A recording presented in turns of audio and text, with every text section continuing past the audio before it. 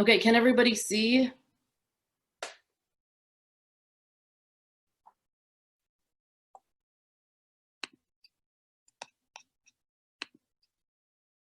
Sorry about that.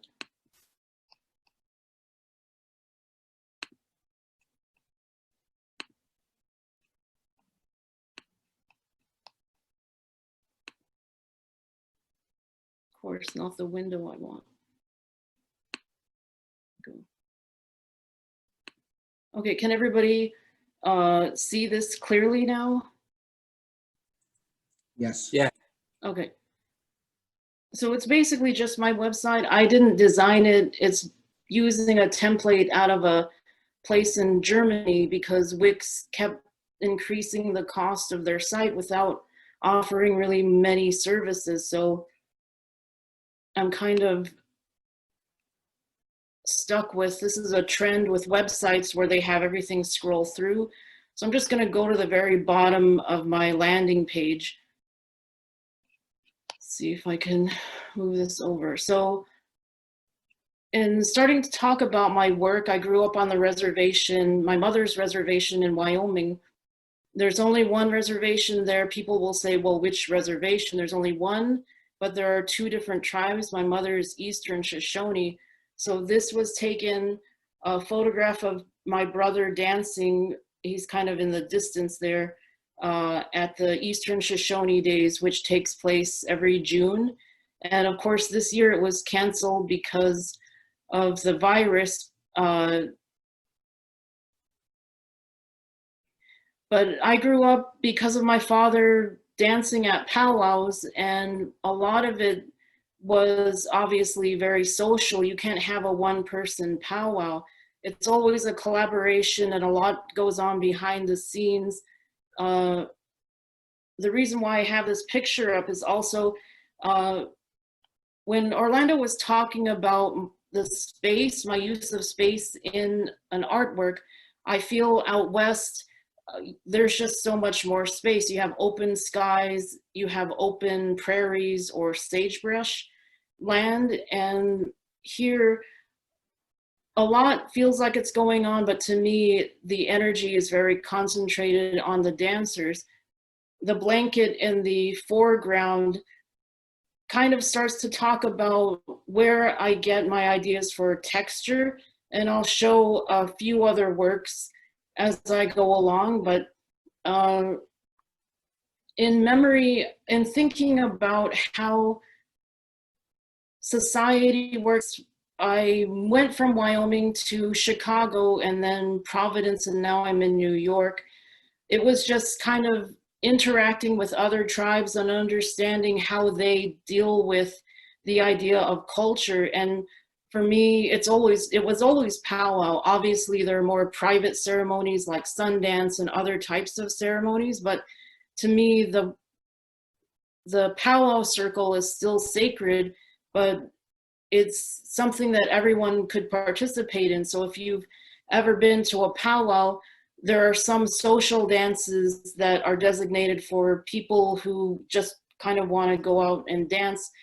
So to me, it's a specialized thing, but it's also an invitation for everyone to participate. Obviously, as a spectator, you can kind of follow particular dancers or particular drum groups. I mean, I have my favorites, my favorite style of dance, my favorite style of singing. So in my mind, when I see this image, I have all of that going through my head.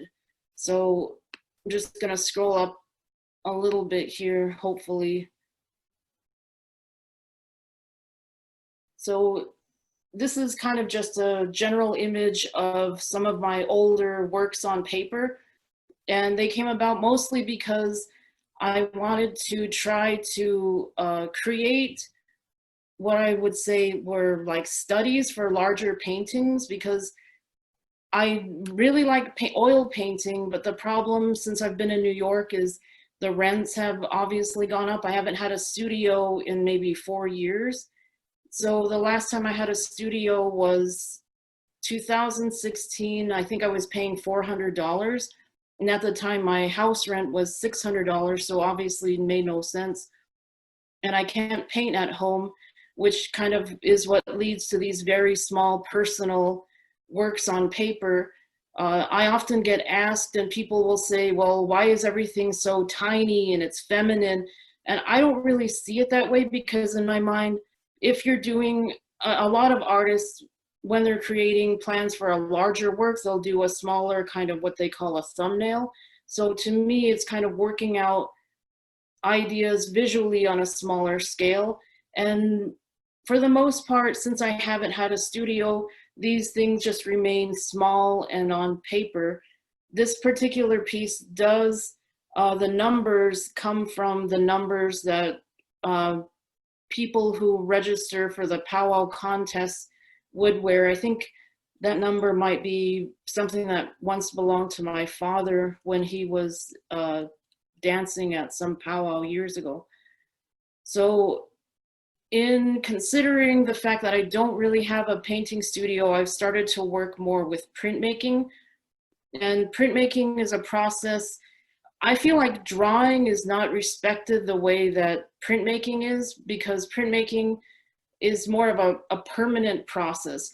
I will never become a master printer. I've never had the ambition to become a master printer.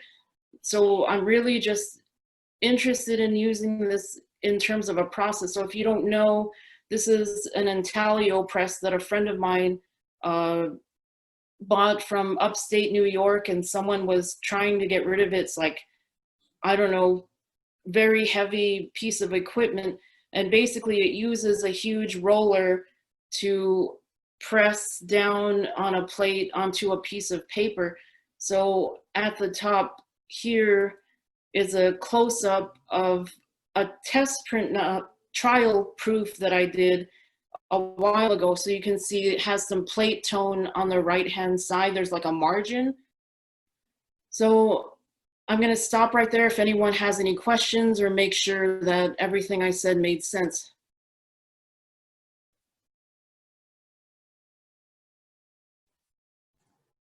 Okay, I'm just going to go on, sorry. So I don't have a lot of time. Okay, so these are just a lot of works on paper. If you have a chance, you can come back obviously and look at all of them, but they're kind of in date order. I don't know how many times I've had to recreate a website. So if you navigate through here, not all of them are titled properly, but I've tried numerous times. And they just kind of go through. The oldest works are at the very bottom. I'm just going through this really quickly to start at the beginning.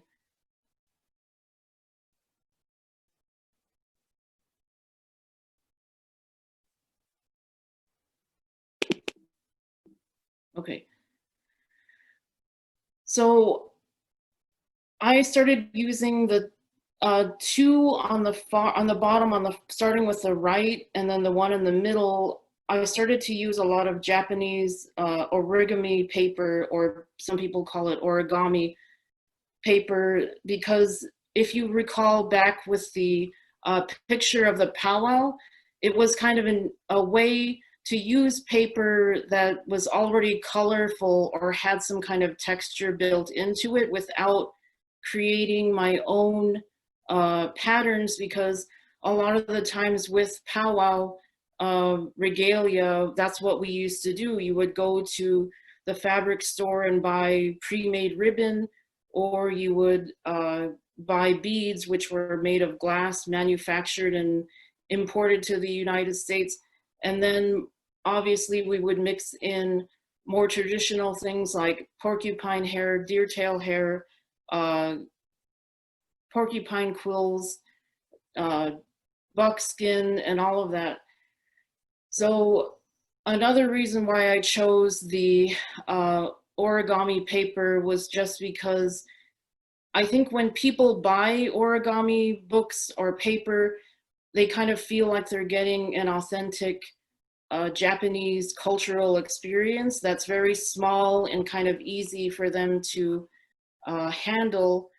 But it's not necessarily what, if you travel to Japan, what someone might define as essentially Japanese. And I often get questions where people ask me, like, why are some of your images not about either very political messages about Native Americans? I don't personally use the word indigenous for a lot of reasons, and I don't, a lot of these behind what one of my old professors used to say, and I remember it some like 15 years later, the back of the painting is not necessarily the surface of what you see.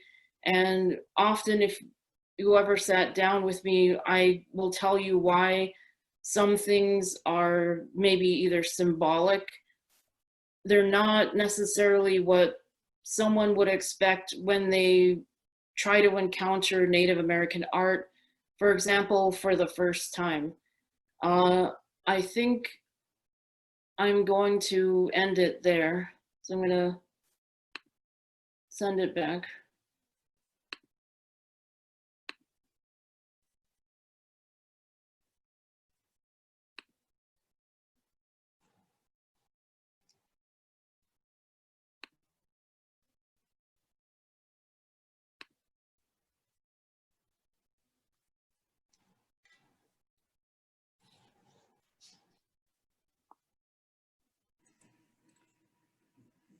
All right, that was awesome, Donna. And Donna, she did the artwork for this book, right? Yeah. Randall writes Bone. That's the book. Yeah, or that's the image cover. It's beautiful. Yeah, I mean, yeah, if you ever get a chance, you should definitely check out Donna's work. Yeah, I think just really, you know, coming back to, like, when I look at this particular image on the front, you know, like for the cover of Bone Light, like for me, like like, you know, one of the things that, you know, like spoke to me was, you know, the, you know, that existence, I think, as, I mean, the political message may not be there, you know, but I think for me it was like, you know, like, I mean, I didn't grow up with powwows or anything, but I mean, I've been to powwows and stuff, and like, I just always love like how, like, mysterious and intricate and minimalist it was.